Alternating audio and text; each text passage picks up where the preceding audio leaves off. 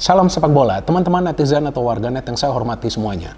Selamat bergabung kembali ke konten terbaru dari channel YouTube Triple B. Dan di konten terbaru hari ini, sudah jelas dan pasti saya ingin memberikan analisa dari pertandingan Piala Asia U23 perebutan peringkat ketiga antara Indonesia versus Irak yang berakhir untuk kemenangan Irak melalui babak perpanjangan waktu dengan skor 2-1. Saya ada membuat konten preview untuk pertandingan ini kan teman-teman, dan saya jelaskan serta tegaskan bahwa Indonesia punya peluang untuk menang lawan Irak. Bahkan saya juga optimis Indonesia bisa menang lawan Irak asalkan para pemain bisa bermain secara kolektif.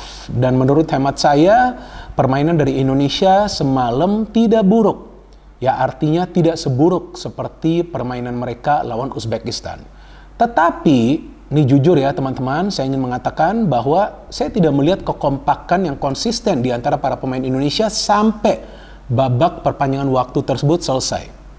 Memang ada dalam beberapa build up atau serangan yang dibangun oleh para pemain Indonesia tampak ada permainan yang kolektif, tapi tidak selalu itu mereka lakukan secara konsisten. Nah, ini beda dengan para pemain Irak.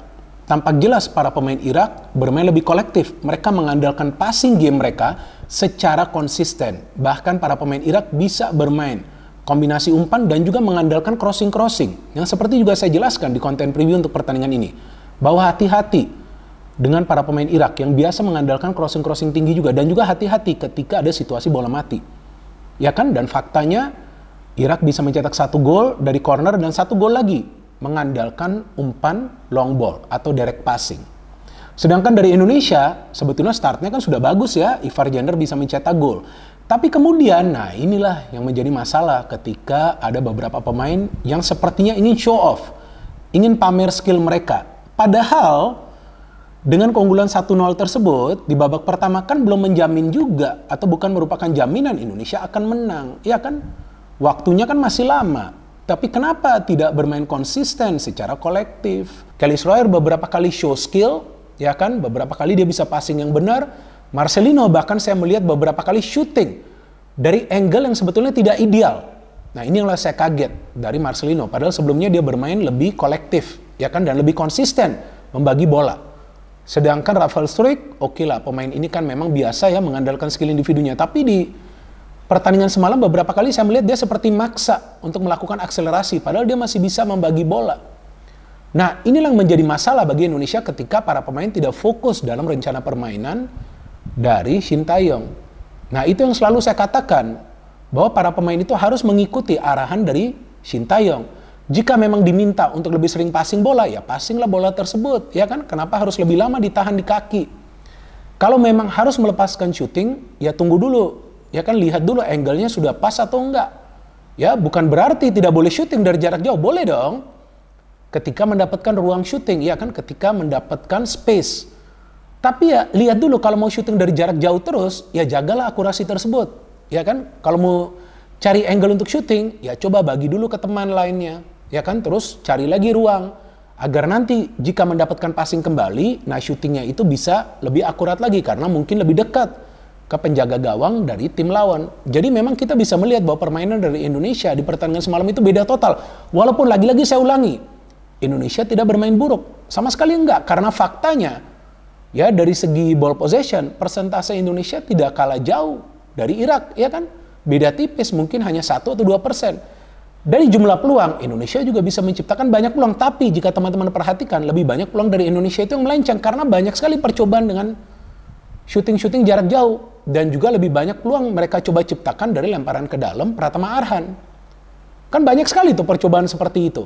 Sedangkan dari Irak, ya jumlah peluang mereka lebih banyak dan jumlah peluang mereka yang berbahaya jauh lebih banyak. Karena memang mereka tahu mereka tidak boleh menyia-nyiakan peluang ketika mereka sudah menciptakan peluang tersebut. Artinya mereka coba untuk menciptakan peluang-peluang yang lebih berbahaya agar potensi untuk mencetak gol itu lebih besar.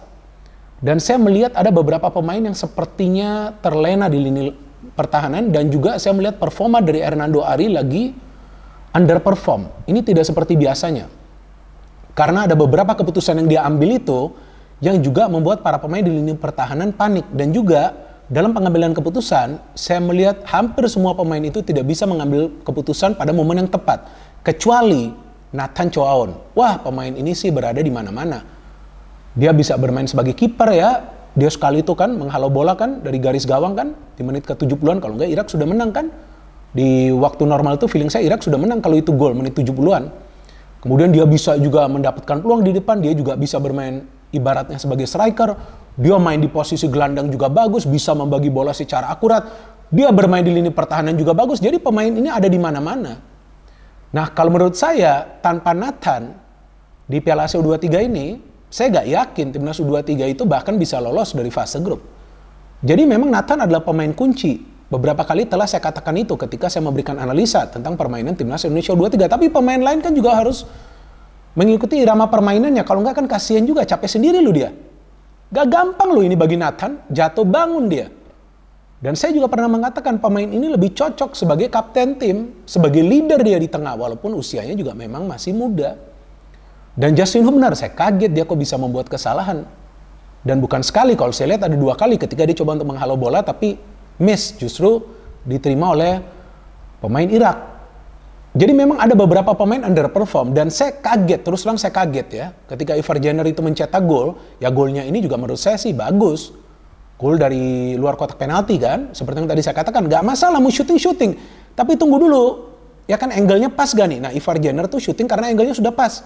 Kan lurus tuh ke arah gawang kan, dan sebelumnya juga kita tahu dia pernah mencetak gol serupa walaupun agak jauh sedikit ya lawan Turkmenistan kan pada saat itu kan di babak kualifikasi untuk ke Piala Asia U23, dan memang ini keahlian dari Ivar Jenner, sudah biasa dilepas syuting seperti ini.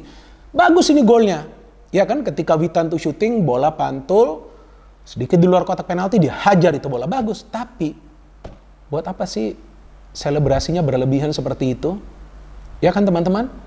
Waktu itu masih lama, buat apa? Ngapain sih harus seperti itu? Kan bukan merupakan jaminan sudah unggul 1-0. Irak is a good team. Saya sudah katakan berkali-kali, mereka adalah tim yang bagus. Mereka mainnya kolektif, walaupun secara speed mereka kalah. Jelas para pemain kita dari segi speed ini kenceng-kenceng banget. Tapi percuma dong kalau mau lama berlari dengan bola. Ya kan banyak berlari tapi gak efektif mencari ruang. Banyak shooting tapi mubazir. Ya kan buat apa? Dan Hernando Ari di luar dugaan saya loh, kok dia bisa underperform ya. Beberapa kali dia keluar dari garis gawangnya, salah antisipasi, ya kan salah perhitungan. Dan ketika gol dari Irak juga saya melihat dia tidak mampu meninju bola keluar dari area kotak penalti. Dan saya pikir itu bukan foul ke Hernando Ari, ya ada pengecekan dari ruang VAR. Ya, saya juga baca di sosial media banyak di antara teman-teman ya yang tampaknya mengeluh atau juga merasa kesal kenapa tidak ada gambar dari ruang VAR ya, karena memang itu bukan pelanggaran. Hernando Ari itu bukan mencoba untuk menangkap bola, tetapi dia meninju bola tersebut. Kalau dia coba untuk menangkap bola, kemudian dia diganggu, nah itu artinya foul. Tapi dia meninju bola tersebut dan dia berhasil meninju bola tersebut. Tapi sayangnya bola tidak keluar dari area berbahaya. Dan kemudian Pratama Arhan juga tidak melompat ketika pemain dari Irak tersebut mencetak gol. Jadi ini koordinasi antara para pemain di lini pertahanan juga tidak berjalan dengan baik. Padahal ini formasinya saya lihat, ya kalau menurut saya adalah 4-3-3 yang bisa berubah menjadi 3-4-3. Ketika menyerang gitu loh, Pratama Arhan tuh bisa masuk sedikit ke dalam, ke posisi center back. Tapi ketika menyerang sebetulnya kita sudah punya balance. Balance dari segi apa? Balance dalam membangun serangan. Karena lebih banyak pemain yang bisa terlibat dalam membangun serangan. Ada banyak opsi. Tapi kalau banyak opsi tidak dimanfaatkan dengan baik, tidak bisa banyak passing yang mereka lakukan di sepertiga lapangan bagian penyerangan atau di area pertahanan tim lawan, ya percuma juga. Maka itu lebih banyak peluang itu dihasilkan melalui aksi individu dari para pemain.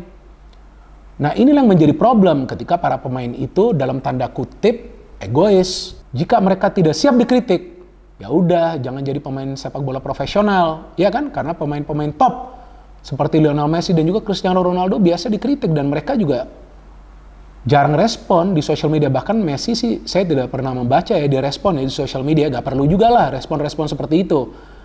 Kalau ada reaksi dari para pemain artinya mental mereka gak kuat.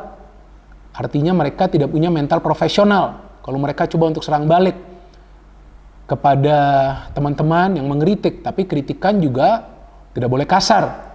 Ya kan, harus sesuai dengan fakta. Seperti yang saya katakan, kenapa mau syuting dari jarak-jarak yang jauh dan juga dari angle yang sulit? Kenapa gak passing dulu sih itu bola, ya kan? Karena kan tugas dari Marcelino adalah sebagai playmaker nih, kalau saya lihat di permainan semalam. Kenapa gak lebih banyak passing? Kenapa lebih banyak syuting? Nah ini kan yang membuat kita berpikir, wah ini pemainnya egois nih, ya kan? Rafael Struijk, kenapa lebih banyak berlari dengan bola? Harusnya passing dong itu bola. Nah itu juga yang membuat kita berpikir, wah ini kok begini ya permainannya ya. Kelly Sloyer lebih banyak gocek sana gocek sini, kenapa gak bagi bola langsung? Ya kan, walaupun beberapa kali mereka bagi bola. Saya tidak mengatakan mereka selalu individu, tapi kan kelihatan ada beberapa pemain yang tidak bermain kolektif secara konsisten. Dan saya tidak melihat ada pemain kita yang bisa nutup area di tengah. Kecuali si Nathan. Nathan ini kan juga capek ya kalau bermain sendirian ya. Ivar Jenner juga kalau menurut saya terlepas dari gol tersebut biasa saja permainannya. Jadi ketika ada beberapa pemain yang memang tidak bisa perform sesuai dengan game plan dari Sintayong, ya tentu Indonesia akan sulit untuk bisa meraih kemenangan. Dan Irak juga kita lihat itu gol kedua mereka kan bagus juga, walaupun ada indikasi offside, tapi kalau saya lihat pas banget, mungkin sepersekian detik tuh pemain melakukan pergerakan. Si Ali Jassim ya, ini kan pemain berbahaya kan, dan Justin Hubner tidak bisa menghalau bola. Ini kan aneh. Biasanya kan ini adalah bola dia nih untuk dia halau. Dia tidak bisa menghalau bola, sedikit terlambat reaksinya. Ya masuklah ini si Ali Jassim, pintar dia melakukan pergerakan ke dalam kan. Hernando Ari juga positioningnya agak bagus. Dia sudah keluar dari garis gawangnya. Jadi Ali Jassim tinggal shooting ke area yang terbuka. Sebelah mana? Sebelah kanan Hernando Ari itu terbuka itu. Kesanalah dia shooting. Dan itulah yang bisa membuat dia mencetak gol. Ketika Irak sudah unggul 2-1, ya saya sudah yakin udahlah gak bisa comeback nih Indonesia. Walaupun ada satu peluang tuh, saya lupa dari siapa. Yang dia heading tapi bisa dihalau oleh pemain Irak. Udah, setelah itu kan gak ada. Jadi saya melihat para pemain Indonesia lebih banyak terkuras tenaganya, tapi efektivitasnya tidak seperti di pertandingan-pertandingan sebelumnya. Namun, tentu kita juga perlu memberikan apresiasi kepada kerja keras mereka. Kalau kita kritik, itu wajar, karena mereka underperform, karena mereka tidak bermain seperti biasanya. Tapi, ya, kita juga tidak boleh menghina, apalagi menghujat mereka. Gak boleh dong teman-teman. Ya kan, mereka sudah bisa lolos sampai semifinal saja, menurut saya sudah bagus. Cuma kan, ya sekarang mereka harus bisa lolos ke Olimpiade. Ya kan, ini sekarang tinggal satu match lagi nih lawan Guinea. Ya nanti saya akan memberikan previewnya kan.